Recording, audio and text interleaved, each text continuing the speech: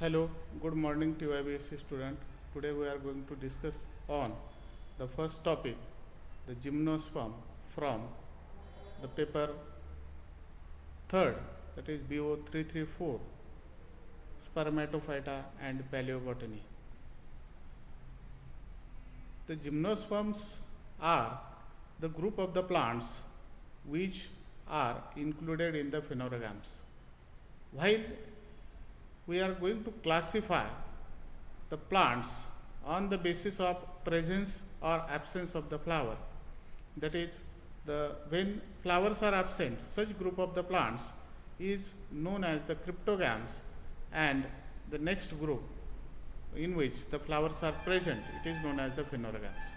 So the phanerogams are the group of the plants in which they have the presence of the seed, and as they have the presence of the seed, they are known as the spermatophyta, that is seed bearing group of the plants. As they have the capacity to produce the flower, so they are also have the capacity to produce the seeds. So these phanerogams or the spermatophyta are divided into two groups, that is known as the gymnosperm as well as the second one is the angiosperm, on the basis of nature of the seeds, that is the seeds are open or seeds are closed. When seeds are open, such type of the group is known as the gymnosperm, that is the name itself indicates that gymno means naked and the sperma means seed, open seeded group of the plants, and the angiosperm is nothing but the angion, that is the close, and sperma means the seed, the group of the plants in which the seeds are enclosed inside the fruits. Gymnosperms are small group of the plants having the 700 species, and the first gymnosperms was such word was used by the Theophrastus for unprotected seed group of the plants, and these ovules in this group or in these gymnosperms, these ovules are developed on the megasporophyll. The gymnosperm originated during the Paleozoic era, that is the in late Paleozoic era, but well flourished in the Mesozoic era. That is, when we observe the such type of the structure, that is known as the geological time scale. When we observe the geological time scale, this era is the Paleozoic era, and from this Paleozoic era, in this Paleozoic era, some pteridophyte group of the plants were originated. Means in primary stage, that is before to Paleozoic era, or we can say that the pre-Paleozoic era or pre-Cambrian era, in case of these, there are the presence of the such type of the algae, fungi, such type of the small group of the plants. But when we goes towards the such type of the in Paleozoic era, there are the formation of the vascular plants, especially the vascular plants are nothing but the cryptogams. That is the cryptogams in the sense, that is the ferns or the nephrolipes. So these are known as the vascular plants. These vascular plants are found, that is these vascular plants are pteridophytes are found from this group. And after that, in the late Paleozoic era or in the early Mesozoic era, there are the development of the gymnosperms are takes place, or we can say that the flowering plants are takes place, that is the phanerogams are takes place about 2050 million years ago. These plants were originated on this earth when the life originated in this one, and it is also indicated here, that is the Paleozoic and the Mesozoic era are there, that is the gymnosperms are properly flourished in the Mesozoic era. Then general characters of the gymnosperm. As justly I told you, the gymnosperms are the group of the plants, those are flowering plants, and they have the presence of the seeds. But as they have the presence of the seeds, these seeds are always naked, means directly the ovules are converted into the seeds, and there is no any character, or there is no any ability to cover the seeds. So these ovules are directly converted into the seeds, and ovule is nothing but the laterally they forms the seeds. So these gymnosperms are the group of the plants, they showing the naked seeded group of the plants.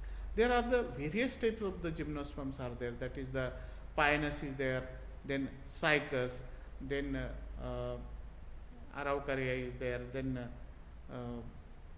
Ephedra is there. There are the so many gymnosperms, that is the Thuja is there. Number of gymnosperms are found in case of this one. Gymnosperms are naked seeded group of the plants. When we observe this one, that is the seeds or these ovules are developed on the such type of the leaf like structure, which is known as the female part, known as the megasporophyll. When we observe this one is the megasporophyll, and on this megasporophyll these small structure are known as the ovules. So this ovule laterally remains as it is, and they converts into the seed, so they are known as the naked seeded group of the plants. They are always evergreen, that is one more character of this group is they are always evergreen, and their growth is comparatively very slow.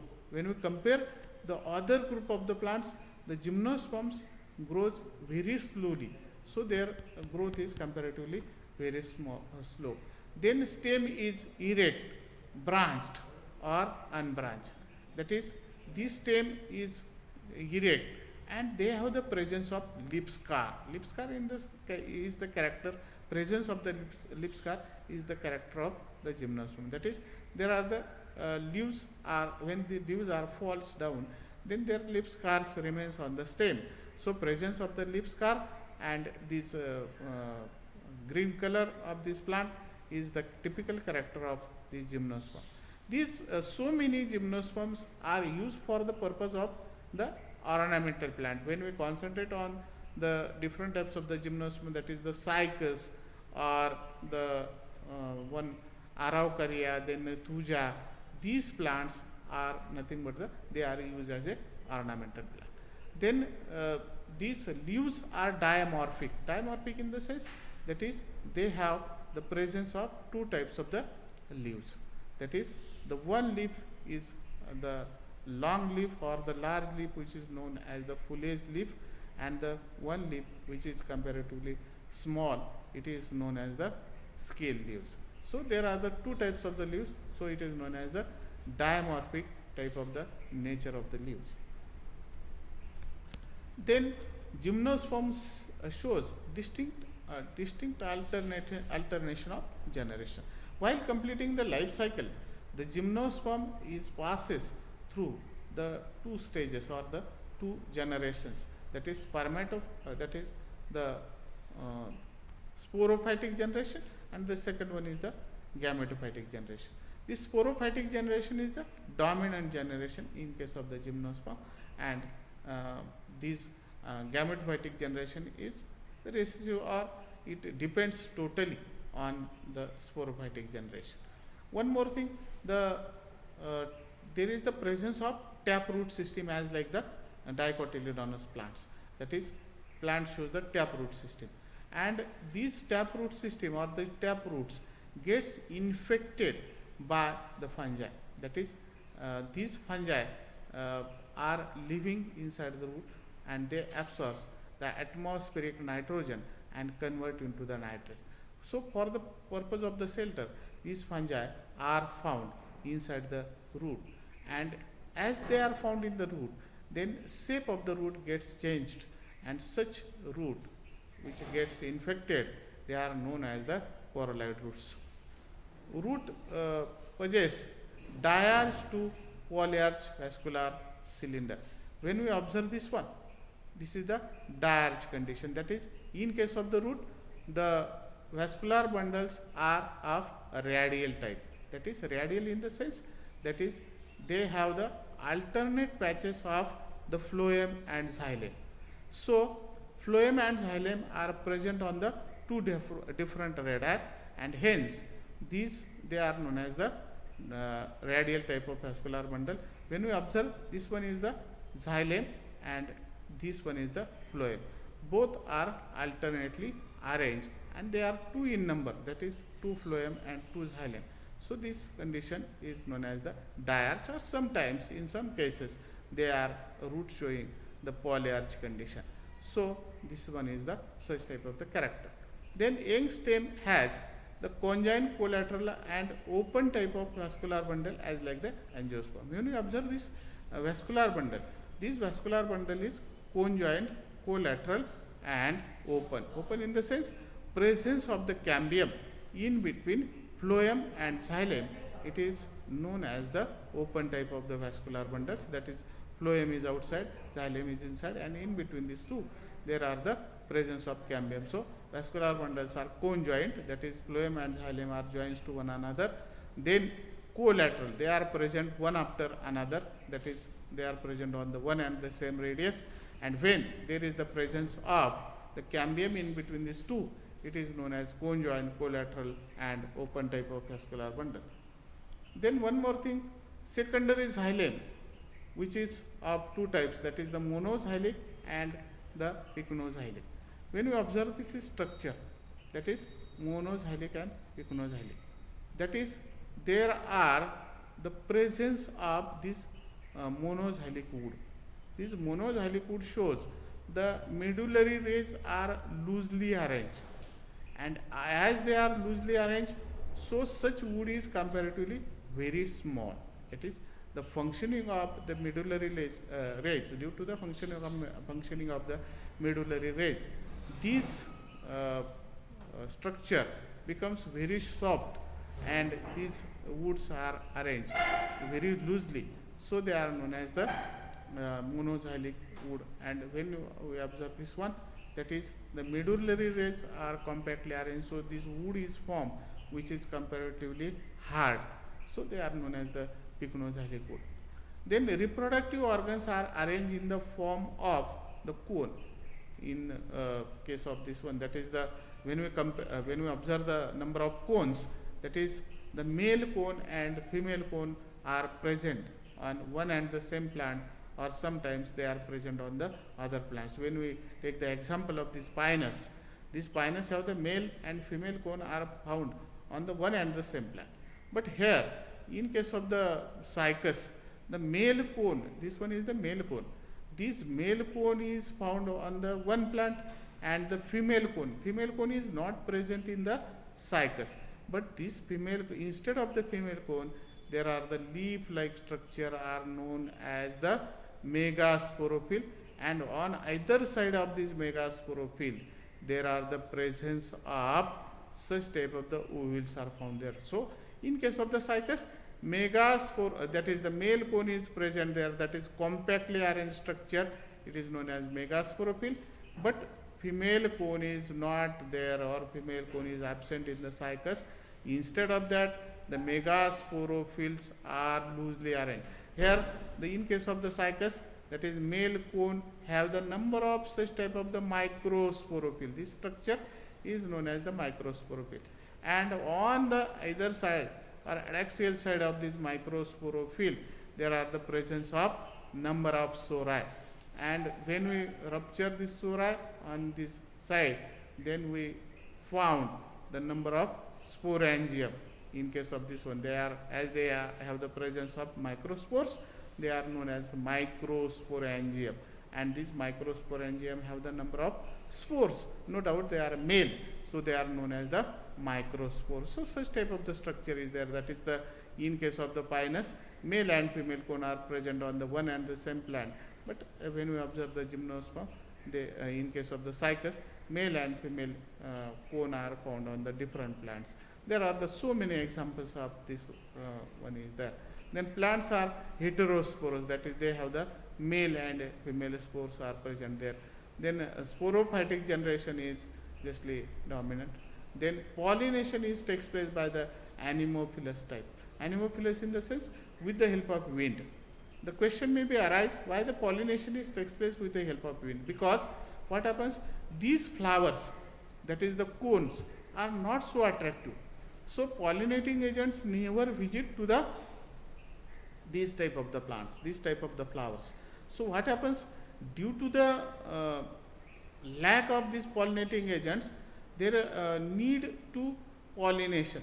But what happens, as pollinating agents never visit towards this one, so instead of that, what happens, this pollination is conducted by the pollinating agent.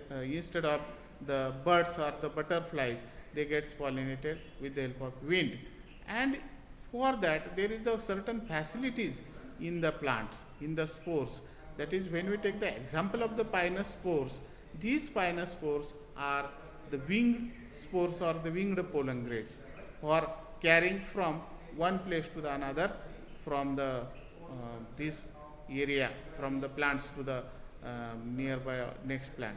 So pollination is anemophilous. Then xylem consists of tracheids, then xylem parenchyma, but vessels are absent. That is the character of the gymnosperm. Gymnosperms are the vesselless. So vessels are absent in this one.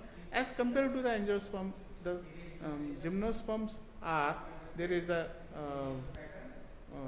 single fertilization. That is the as in case of the angiosperm there is the double fertilization. Such double fertilization phenomena is not found in case of the gymnosperm.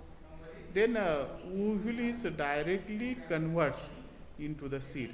That is, when there is the presence of the such type of the ovule, this ovule is directly converts into the seed. That is the, when the pollination is takes place, this pollination when takes place, then this ovule is directly converts into the formation of the seed. One more thing, that is, when we observe this structure, this is the TS of the leaf. That is the leaf leaflet of the pinus. When you observe this leaflet of pinus, this is the structure known as the vascular bundle, and these are the palisade tissue and spongy tissue. When you observe these small pores are nothing but the, it is stomatal pit. Stomatal pit means what? It is pit or cavity in which stomata is present inside the pit. Why? Because when sunlight is directly falls on the stomata, then rate of transpiration may increases. So to avoid such problems, stomata are present inside the pit. So such stomata which are present inside the pit, they are known as the sunken stomata. So as they have the presence of sunken stomata on such type of the epidermis, so it is the character of the xerophytic plants. And as they have the presence of characters of the xerophytic plants due to the presence of this one, so these gymnosperms are always xerophytic.